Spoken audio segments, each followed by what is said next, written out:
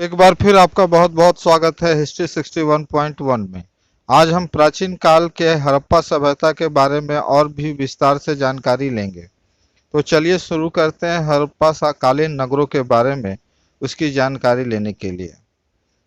तो पहला जो प्रथम नगर है रोपड़। रोपड़ जो है यह सतलज नदी के बाएं तट पर स्थित है और यह स्वतंत्रता प्राप्ति के पश्चात सर्वप्रथम 1950 में ब्रजवासी लाल ने इसका उत्खनन करवाया था। इसके बाद 1953 से 55 ईस्वी के दौरान यज्ञदत्त शर्मा ने इसे पुनः उत्खनन करवाया था। इसका आधुनिक नाम रूपनगर है।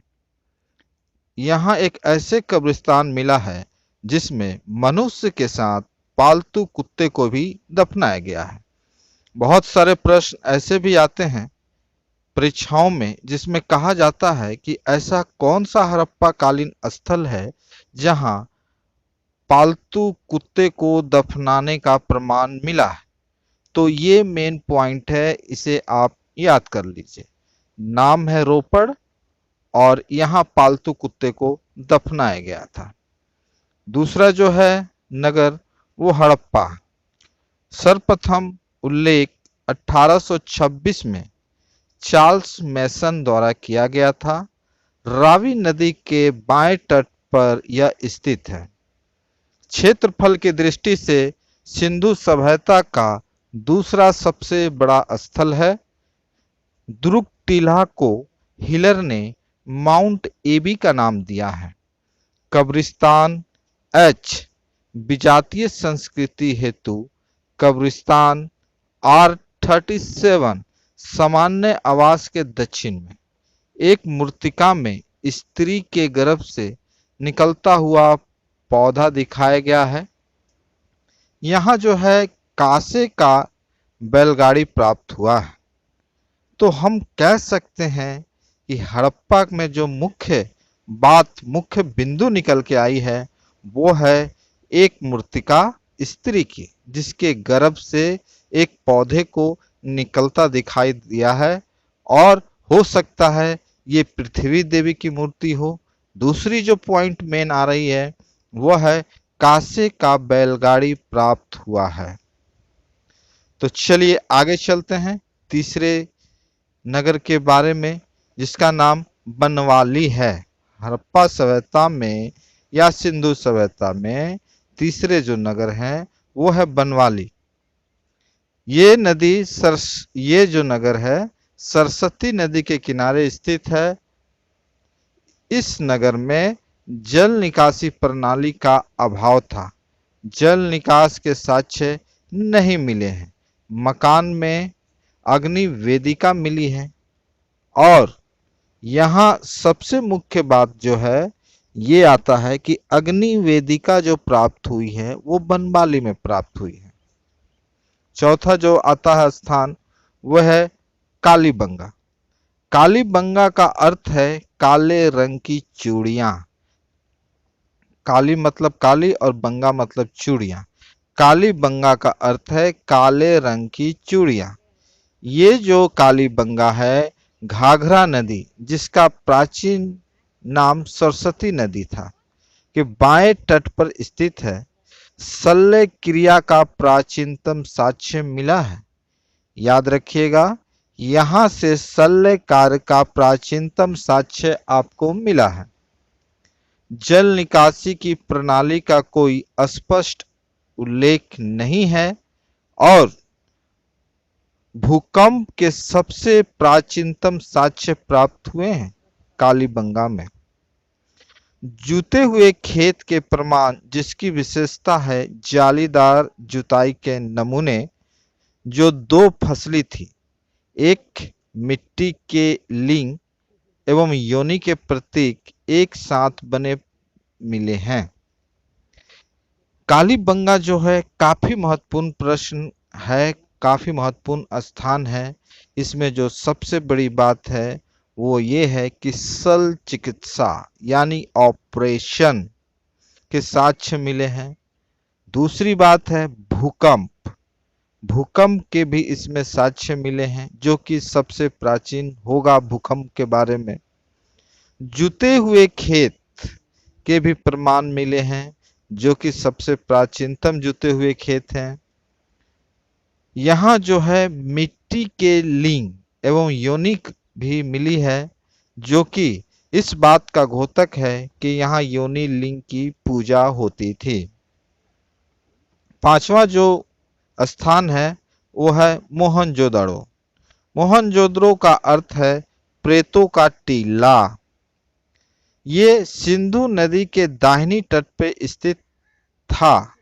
यह क्षेत्रफल की दृष्टि से सबसे बड़ा नगर था और दुर्ग टीला को अस्फुट टीला भी कहते थे। किले को दुर्गित करने का साक्ष्य सर्वप्रथम मोहनजोदड़ो से ही प्राप्त हुआ है। किसी कब्रिस्तान का उल्लेख नहीं मिला है।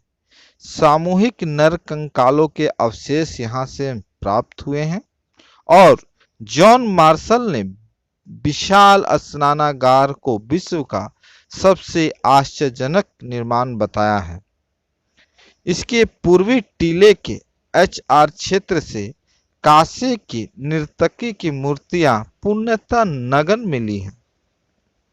एक मुद्रा पर नाव का चित्रण भी मिला था। इस प्रकार हम कह सकते हैं कि मोहनजोदड़ो जो था वो काफी उल्लेखनीय था, काफी महत्वपूर्ण है इतिहास के लिए। मलेरिया का साक्ष्य मोहनजोदड़ो से भी प्राप्त हुआ था। अब छठा जो स्थान है वो है चहोदड़ो। सिंधु नदी के बाएं तट पर स्थित है। एकमात्र नगर जो दुर्गित नहीं था। मार्शल और मैके ने मनके बनाने का कारखाना खोजा था। एकमात्र स्थल जहां से वर्गाकार ईंट मिले हैं। एकमात्र स्थल जहां से वर्गाकार ईंट मिले हैं। ईंट पर एक बिल्ली का पीछा करते हुए कुत्ते के पंजों का चिन्ह भी मिला है। इस प्रकार चहोदड़ो भी इतिहास और परीक्षाओं के दृष्टि से महत्वपूर्ण स्थान रखता है, क्योंकि चहोदड़ो से एकमात्र वर्गाकार ईंट भी मिला है। और ये प्रश्न बार बार आता है कि बिल्ली का पीछा करते हुए कुत्तों के पंजों के चिन्ह कहाँ से मिले, तो इसका साफ साफ उत्तर है चहोदड़ो से। अगला जो है स्थान वो धौलावीरा। धौलावीरा का अर्थ होता है दोस्तों सफेद कुआं। गुजरात के कच्छ जिले में ये स्थित है। इस स्थान की खोज 1967-68 में जगपत जोशी द्वारा की गई, जबकि उत्खनन का कार्य डॉक्टर रविंद्र सिंह विशिष्ट द्वारा किया गया। दोस्तों एकमात्र नगर जो 3 भागों में विभक्त था। मकान कच्ची ईंटों के बने थे। पालिशदार श्वेत पत्थर बड़ी संख्या में प्राप्त किए गए। यहाँ से सिंधु लिपि के 10 बड़े अक्षर सूचना पत्र के रूप में यहाँ से प्राप्त हुए हैं और ये काफी महत्वपूर्ण प्रश्न है। 8वां जो स्थान है सुरकोटदा। गुजरात के कच्छ जिले में स्थित है। कब्रिस्तान में सावधान की नई विधि कलश सावधान की विधि प्राप्त हुई है और इसका एकमात्र इंपॉर्टेंट पॉइंट है वो है कलश सावधान विधि। अगला जो है स्थान है वो है लोथल। लोथल गुजरात में अवस्थित है, जिसका गुजराती भाषा में अर्थ है मृतकों का टीला। अहमदाबाद जिले में भोगवा नदी के किनारे यह स्थित है। इसे लघु हड़प्पा या मोहनजोदड़ो भी कहते हैं। याद रखिएगा, इसे लघु हड़प्पा या मोहनजोदड़ो कहते हैं। तो किसको कहते हैं? लोथल को। 3 युग्मित समाधियों का उदाहरण मिलता है। कहने का अर्थ यह है कि 3 लोगों को एक साथ दफनाने का यहाँ प्रमाण मिला है, जिससे यहाँ सती प्रथा का अनुमान लगाया जा सकता है। अर्थात कहा जा सकता है कि सती प्रथा का प्रथम साक्ष्य जो है हमें लोथल से प्राप्त हुआ है और विश्व का प्राचीनतम जहाजों की गोदी बाड़ा मिली है, यानी कि बंदरगाह। यहां से चावल के अवशेष भी मिले हैं। 10वां जो और अंतिम है रंगपुर। ये अहमदाबाद में स्थित है। सदैव संस्कृति का उत्तर अवस्था का दर्शन मिलता है। यहाँ के अवशेषों में ना कोई मुद्रा मिली है, ना ही कोई मातृ देवी की मूर्ति मिली है। धान की भूसी के ढेर के प्रमाण मिले हैं। कच्ची ईंटों के दुर्ग एवं कलश सावधान के भी प्रमाण मिले हैं। ये जो हमारे रंगपुर में मिले हैं। इस प्रकार हमने 10 स्थानों की चर्चा की इस वीडियो में। तो वो स्थान था रोपड़ पहला, दूसरा हड़प्पा, तीसरा बनवाली, चौथा कालीबंगा, पांचवा मोहनजोदड़ो, छठा चहुद्रो, सातवां धौलावीरा, आठवां सुरकोटदा, नौवां लोथल और 10वां रंगपुर। ये 10 को आप कंठस्थ कर लीजिएगा। हमने जो जो शब्द आपको बोले हैं वो सारे शब्द आपको कंठस्थ कर लेना है, क्योंकि इससे हट के कुछ नहीं आने वाला है। और आशा आई होप कि अगर ये वीडियो आपको पसंद आया होगा तो कृपया करके लाइक, शेयर और चैनल को सब्सक्राइब करना ना भूलें। जय हिंद, जय भारत।